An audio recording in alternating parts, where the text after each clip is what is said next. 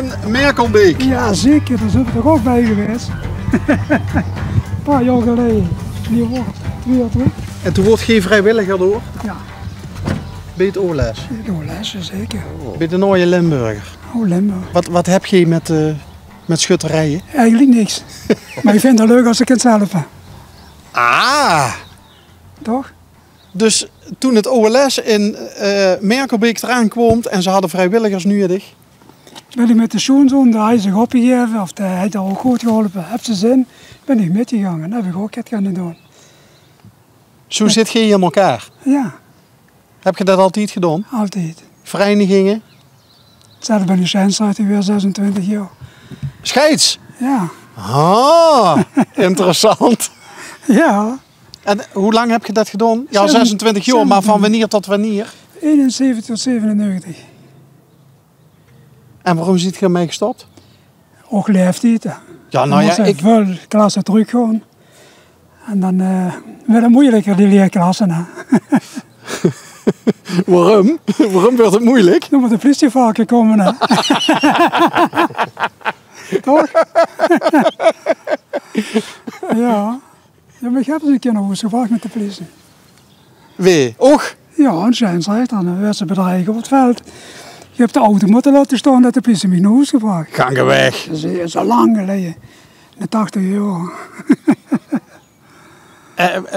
Dat was hier in de buurt? In Wouwbach.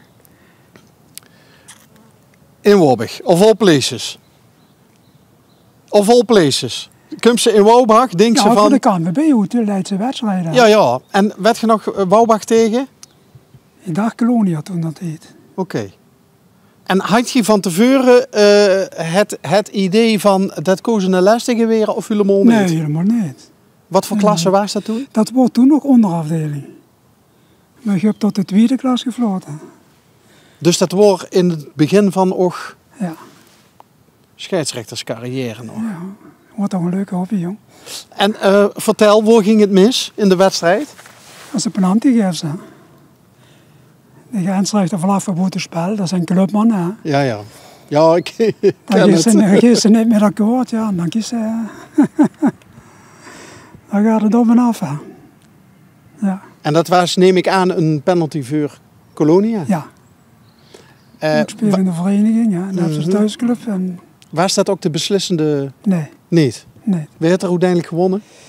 Ik dacht dat Wouwbach zelf nog gewonnen heeft. En ondanks dat? Ja. Maar ja, dat was een hoofd van de wedstrijd, dan komen ze achterstaan. Dus, En dan vult ze zich dan als scheidsrechter, vult ze zich dan ook soms wel eens eenzaam?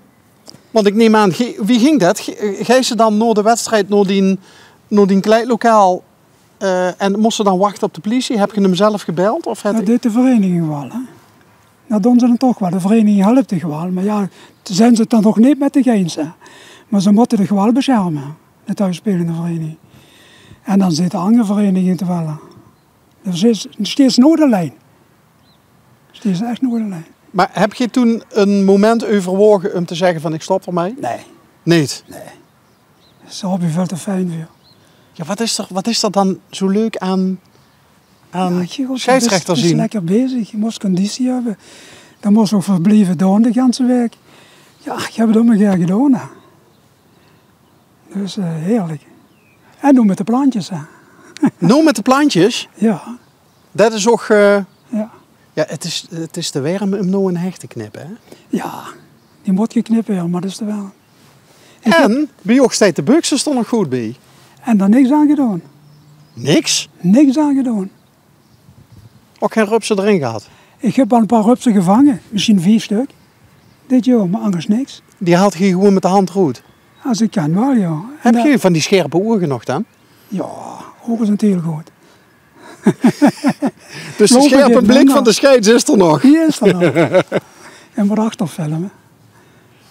Huur ze dat, Pascal? Dan moet ze achter filmen. Ah, je steekt een doem omhoog. Loop maar achter. Wat staat erachter? Kom, lopen we erheen. Ja.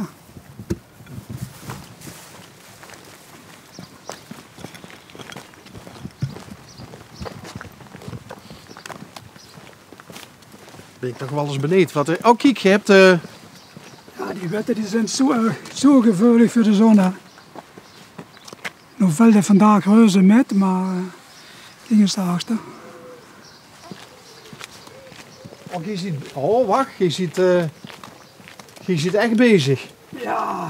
Wat, meug ik? Jazeker, ja? Loop door.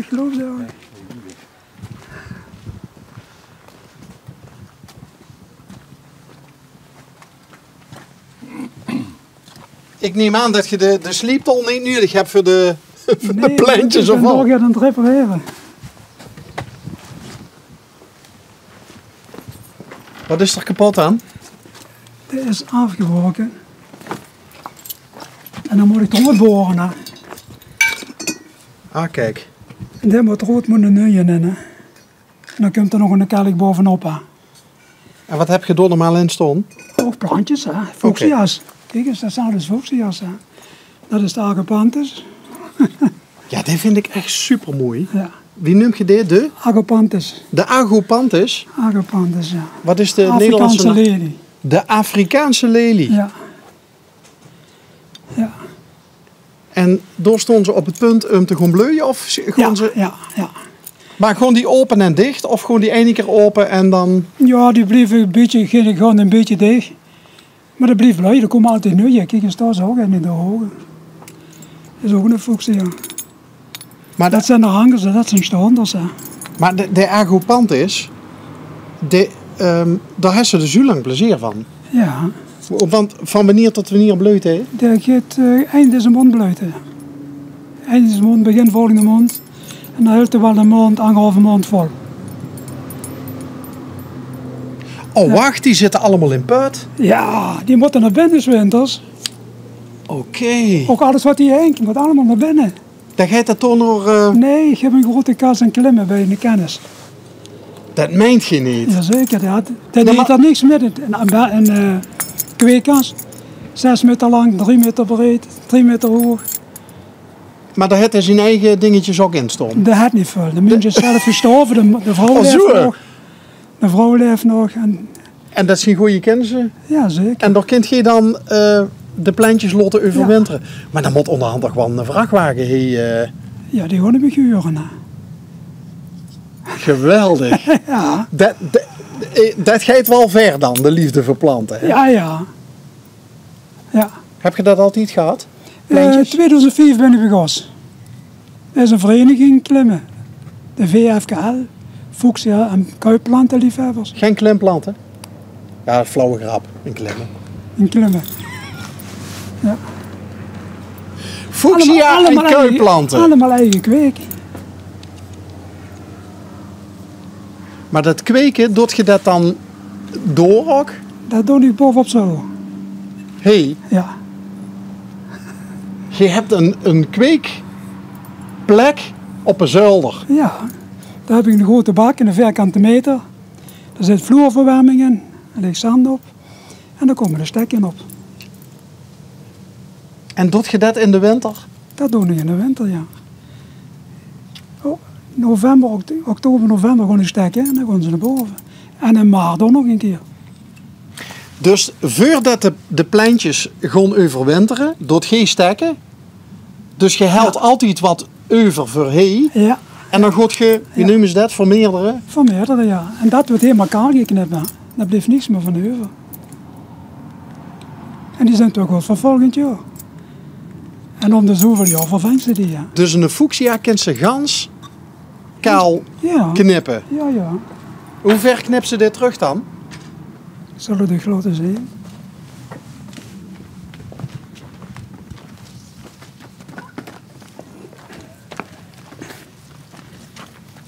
Knippen we hier af. Blijft dat stukje staan. Dus de knip alles wat daarboven hangt, gaat sowieso ervan af. En dan een paar centimeter staan laten. Dus de knips eigenlijk, wie noemen ze dat, ogen? Ja, dat zijn de ogen, waar die blauw wordt komen. Ja. Waar die sterker nog. Dat knip ik hem af. Dus dan moest de plant genoeg ruimte geven om nog hoe te kennen. Ja, dat is geen mooie. De maand mei is 's nachts te koud geweest. Kijk, hier kan ze met de afknippen.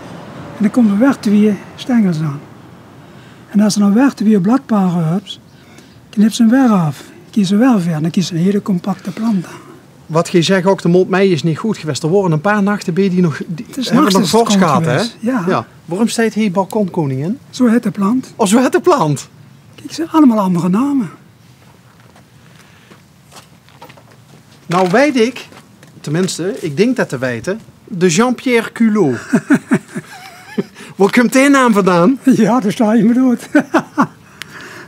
De Jean-Pierre Culot. Ja. Nog een, de André Eiletten. Hier nog een keer. Wat staat er nou? Keteltje? Keteltje. Er is dus een fuchsia die het keteltje. Ja. Zijn kwekers die noemen dat zo, hè?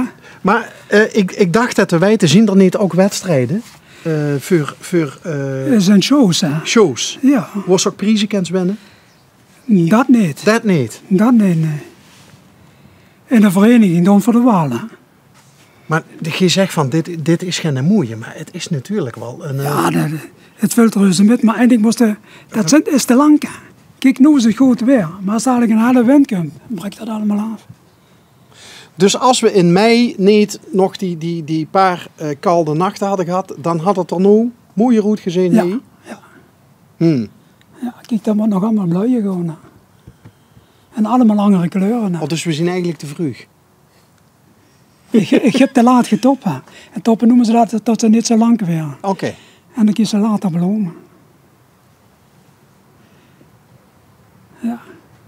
Maar, wat ze wel kan zien, is hij gaat heel veel tijd en heel veel liefde inzetten, denk ik, of niet? Voor wat hoort wat, hè? Ja. Ik vind het heerlijk. En kent ze die ook stekken? Of is dat een kwestie van... Daar gaat volgend jaar, nou, als het uitgebluid is, gaat het rood, eind september. En dan de shirt erin. Dan heb ze er 2 of 4. Tot slot. Kijk je nog regelmatig voetballen? Ja. En dan ook nog de rol van de scheidsrechter? Ja. Even over het dames-WK, hè? Kijk je dat ook? Ja. Dan gebeuren rare dingen, of niet? Als je kijkt naar de arbitrage. Ik begrijp daar niks van. Kijk. Ze zeggen duidelijk voor het spel, dat kan ze heel duidelijk zien. Ze vlaggen niet, ze laten de deur gaan. 2 keer dat de vrouw die bal speelt. En dan geeft vuur en dan werd er gevlagd. Waarom die nou de eerste bal aannemen? Ja, volgens mij is dat toch de regel, of niet? Ja, dat dacht je toch.